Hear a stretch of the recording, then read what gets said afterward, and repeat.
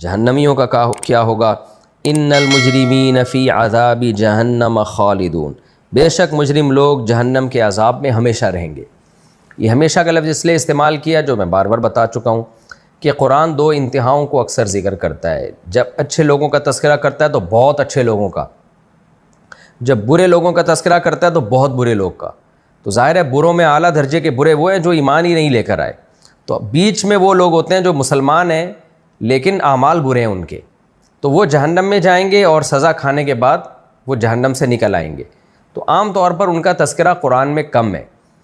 وجہ اس کی یہ، حکمت اس میں یہ ہے کہ ہمیں پتہ چل جائے کہ اچھائی کے بدلے میں انسان کو کیا ملتا ہے اور جب برائی ہوتی ہے تو اس کو کیا ملتا ہے۔ تو یہ اصول قرآن سمجھانا چاہتا ہے کہ جو اچھائی کرو گے تو پھر اس کا ٹھکانہ جنت ہے۔ اب وہ تمہارے اندر ہے کہ تم کتنی اچھائی کرتے ہو، اور اگر برائی کرتے ہو تو اس کا ٹھکانہ جہنم ہے۔ اب وہ تمہارے اندر ہے، تم پر ڈیپینڈ کرتا ہے کہ کتنی برائی کرتے ہو۔ اگر اعلیٰ درجے کی برائی ہے تو پھر ہمیشہ کی جہنم میں، اس سے کم درجے کی برائی ہے تو جہنم تو ہے لیکن ایک نہ ایک دن جہنم سے نکال دیے جاؤ گے۔ ان المجرمین فی عذاب جہنم خالدون، مجرم لوگ جہنم کے عذاب میں ہمیشہ رہیں گے۔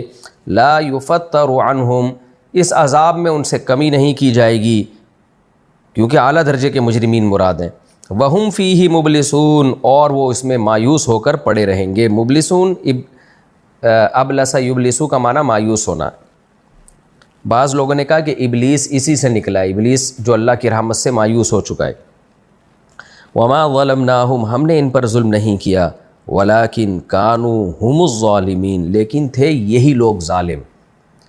ایک اشکال ہوتا ہے نا، ہمیشہ آگ میں جلتے رہیں گے، تو اللہ نے بتایا کہ ہم کو ظالم نہ سمجھو، ان کو سب بتا دیا تھا ہم نے دنیا میں، حجت تمام کر دی تھی پیغمبروں کو بھیج کر اپنی نشانیاں دکھا کے۔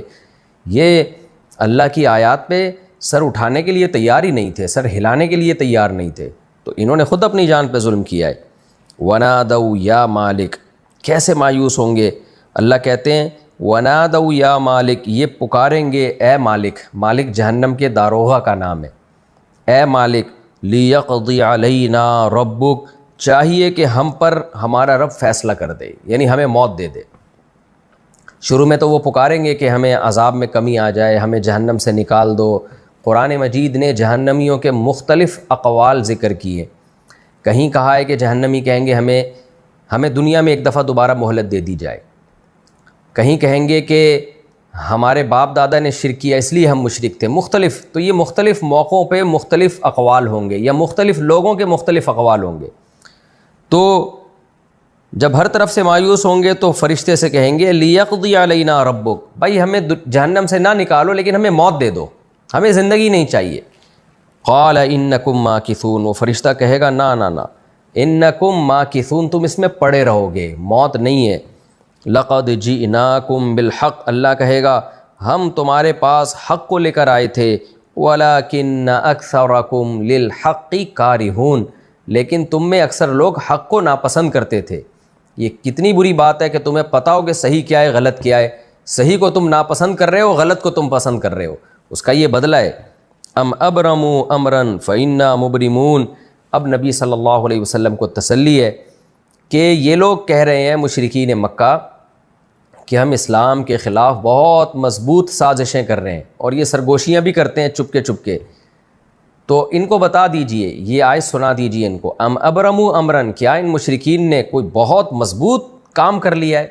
ابرام کہتے ہیں نا رسی کا بٹنا، جب چارپائی میں رسیوں کو ملا کے ویسے رسیاں ایسے پڑی ہوئی ہوتی ہیں تو ان میں کوئی طاقت قوت نہیں ہوتی، جب ان کو ایسے آپس میں بٹا جاتا ہے تو بہت مضبوط ہو جاتی ہیں، اور اس میں یعنی ایک جال بن جاتا ہے بہت مضبوط قسم کا۔ تو اسلام کے خلاف بھی ایک بہت ہی پلاننگ کے ساتھ یہ لوگ سازشیں کر رہے ہیں، تو یہ سمجھتے تھے کہ ہماری اتنی طاقتور سازشیں ہیں کہ اسلام پنپ نہیں پائے گا، سید الانبیاء محمد صلی اللہ علیہ وسلم ترقی نہیں کر پائیں گے، اس لیے اللہ نے تسلی دی، ام ابرموا امرن، کیا یہ کسی معاملے کو بہت ہی مضبوط پلاننگ کر رہے ہیں، فإنا مبرمون، تو ہم بھی کر رہے ہیں۔ تو یعنی ان کا مقابلہ نبی سے نہیں ہے، ان کا مقابلہ اللہ سے ہے، تو اللہ سے کون مقابلہ کر سکتا ہے؟ ام یحسبون انا لا نسمع سرهم ونجواهم، کیا یہ لوگ یہ سمجھتے ہیں کہ ہم ان کی پوشیدہ باتوں کو اور سرگوشیوں کو سنتے نہیں ہیں؟ کیونکہ یہ اکثر پلاننگ سرگوشیوں میں بیٹھ کے کیا، یعنی خفیہ طریقے سے کیا کرتے تھے اور سرگوشیاں کرتے تھے۔ تو اللہ کہتے ہیں ہم تو علم میں اتنے کامل ہیں کہ ان کی سرگوشیاں بھی سن رہے ہیں. یعنی کہیں خفیہ ایجنسی کا سسٹم اتنا مضبوط ہو کہ جو بھی گورنمنٹ کے خلاف سازش کرے ایجنسیوں کو پتہ چل جائے, تو سوچیں کہ وہ سازش کیسے کامیاب ہو سکتی ہے. تو اللہ بھی یہاں یہی بتا رہے ہیں کہ یہ جب خفیہ طریقے سے سازشیں کر رہے ہوتے ہیں تو ہم سن رہے ہوتے ہیں, لیکن یہ سازشیں ایسے کرتے ہیں جیسے ان کا خیال ہو کہ اللہ سن نہیں رہا ہے. وجہ اس کی یہی ہے نا کہ مشرکین یہ سمجھ رہے ہیں کہ ہم نبی کے خلاف سازش کر رہے ہیں, جبکہ نبی ان کو یہ بتا رہے ہیں کہ بھئی تم میرے خلاف نہیں کر رہے, میں تو میسنجر آف گاڈ ہوں, میں تو صرف اللہ کا پیغام پہنچا رہا ہوں, تمہارا جھگڑا تو اللہ سے ہے, اصل جھگڑا اللہ سے, میرے ساتھ نہیں ہے. تو یہی بات سمجھائی جاتی ہے کہ بھئی آپ اسلام کے خلاف جو کوششیں کرتے ہو, آپ کی صلاحیتیں, آپ کی کوششیں بیکار جائیں گی. اسلام ہی دنیا میں غالب آ کے رہے گا, کیونکہ یہ اللہ کا دین ہے. آج بھی غیر مسلم یہی کرتے ہیں نا, مسلمانوں کا مذاق اڑاتے ہیں, پھر مسلمانوں کو برا بھلا کہتے ہیں, مقصد ان کا اسلام کو برا بھلا کہنا ہوتا ہے. تو بھئی مسلمان کا رشتہ تو اسلام سے یہ ہے کہ وہ اسلام کو فالو کرتا ہے. اب کرے نہ کرے, اس سے یہ تھوڑی ثابت ہوتا ہے کہ اسلام غلط ہے. تو غیر مسلموں کو بھی یہی کہا جائے گا, بھئی آپ کا جھگڑا اللہ سے, اگر آپ اسلام کو غلط قرار دیتے ہو, مسلمانوں سے نہیں ہے, اصل میں اللہ سے ہے. تو اللہ فرماتے ہیں ام یحسبون انا لا نسمع سرهم ونجواهم, کیا یہ لوگ یہ سمجھتے ہیں کہ ہم ان کے پوشیدہ باتوں اور سرگوشیوں کو سنتے نہیں ہیں؟ بلا, کیوں نہیں, ہم سنتے ہیں. ورسلنا لدیہم یکتبون, بلکہ ریکارڈ بھی کرتے ہیں, صرف سنتے نہیں ہیں. کیوں؟ ہمارے جو فرشتے ہیں وہ ان کے سامنے بیٹھ کے لکھ رہے ہوتے ہیں, ان کو نظر نہیں آتے وہ فرشتے, تو وہ تو سامنے بیٹھ کے ان کی ایک ایک چیز کو محفوظ کر رہے ہوتے ہیں. قل ان کان للرحمن ولد فانا اول العابدین. پھر اللہ نے عیسائیوں کی طرف خطاب کیا, کیونکہ پچھلے رکوع میں حضرت عیسیٰ کی بات چل رہی تھی نا. یعنی قرآن ایک ہی وقت میں ڈرا کے بھی سمجھاتا ہے, جنت کی لالچ سے بھی سمجھاتا ہے, دلائل سے بھی سمجھاتا ہے. مقصد ایک ہی ہے قرآن کا کہ شرک چھوڑ کے عقیدہ توحید پر آ جاؤ اور اپنے آپ کو اللہ کے سپرد کر دو. تو اب بتایا جا رہا ہے کہ اے نبی آپ ان سے کہہ دیجئے ان کان للرحمن ولد, فرض کرو اگر رحمان کی کوئی اولاد ہوتی, فانا اول العابدین, تو میں سب سے پہلے اس کی عبادت کرتا.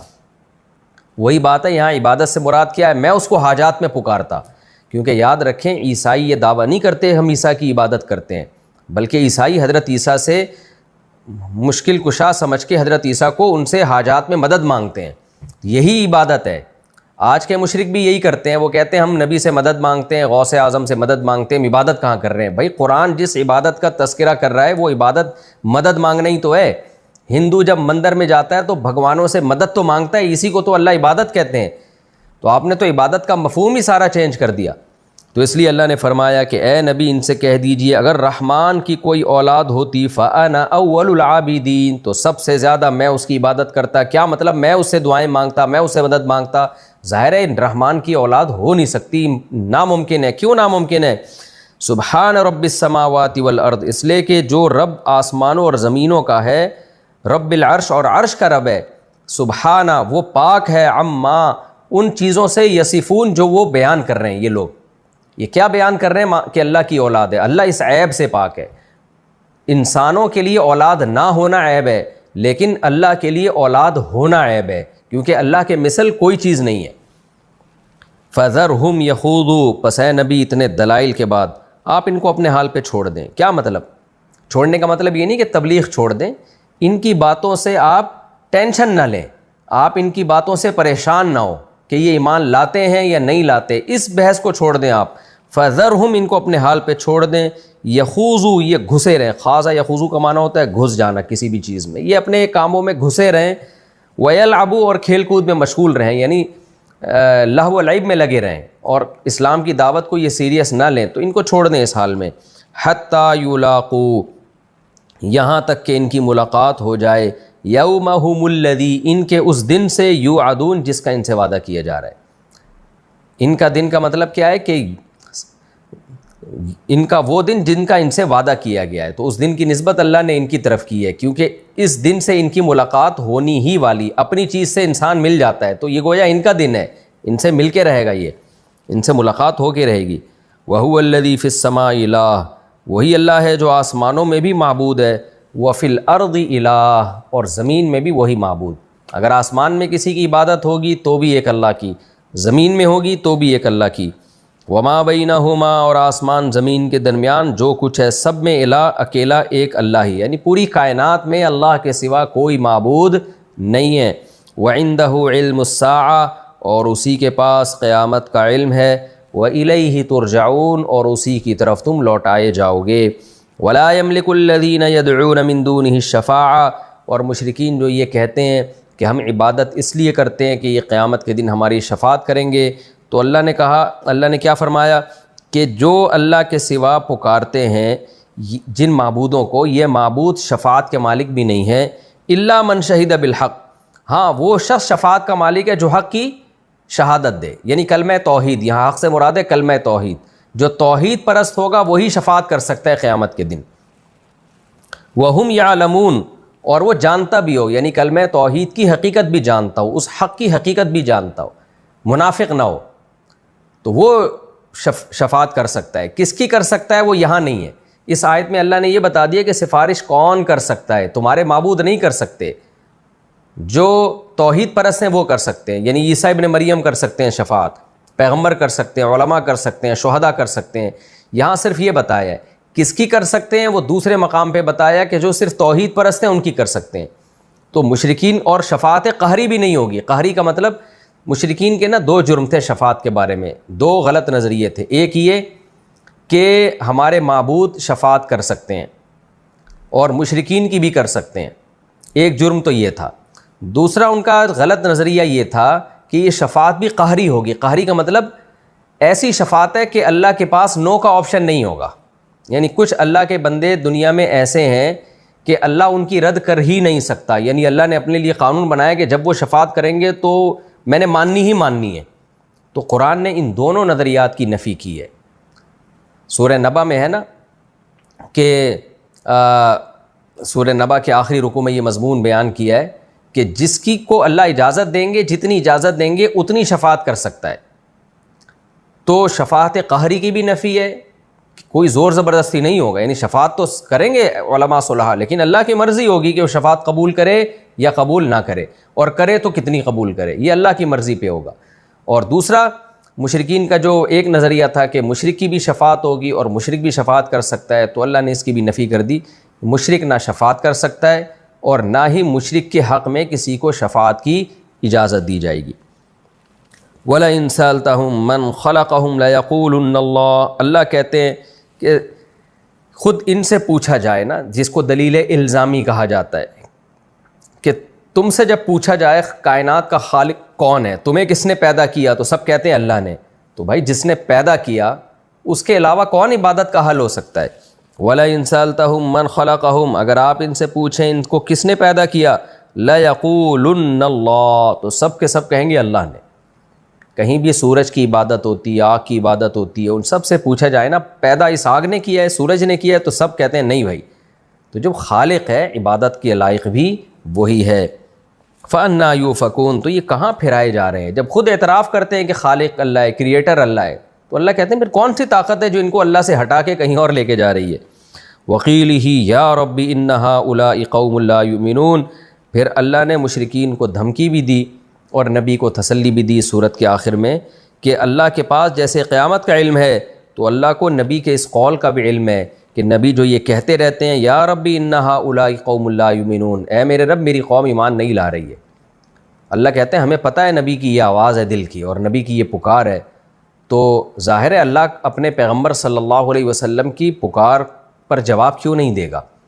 تو جیسے نبی کو تسلی دی جا رہی ہے نا کہ آپ ان کو اپنے حال پہ چھوڑ دیں، ایسے ہی مشرکین کو ڈرایا بھی جا رہا ہے کہ ہم نبی کو تو تسلی دے رہے ہیں، لیکن تمہاری وجہ سے ہمارے نبی کو جو غم پہنچ رہا ہے کہ جو دعوت کا کام کر رہے ہیں اور آگے اس کا رسپانس نہیں مل رہا اور تمہاری طرف سے ضد اور دھرمی ہے، تو ہم نبی کی اس دعوت کو سنتے ہیں ضرور، اور نبی کے اس کرب کو ہم دیکھ رہے ہیں، اور اتنا کرب ہے کہ لعلک باخع نفسک، ہمیں ڈر ہے کہ نبی صلی اللہ علیہ وسلم اپنی جان ہی ہلاک نہ کر بیٹھیں کہیں اس غم میں کہ یہ لوگ ایمان کیوں نہیں لے کر آتے، یعنی اس غم میں کہیں آپ کی موت نہ واقع ہو جائے۔ تو اللہ نے مشرکین کو بتا دیا کہ نبی کی اس قول کو، نبی کی اس دعا کو ہم سن رہے ہیں، ہمیں علم ہے کہ نبی پر کیا گزر رہی ہے۔ فاصفح عنہم، پس اے نبی آپ ان سے اعراض کریں کیونکہ ہم جانتے ہیں کہ آپ پہ کیا گزر رہی ہے، اس کا آپ کو بدلہ ملے گا۔ فصفا عنہم وقل سلام، اور آپ ان سے کہہ دیجیے سلام. یہ سلام متارکت کہلاتا ہے، جان چھڑانے والا سلام، کہ آپ اپنے کام میں لگے رہیں اور ان سے بحث نہ کریں. فسوف یعلمون، ان قریب ان کو پتہ چل جائے گا.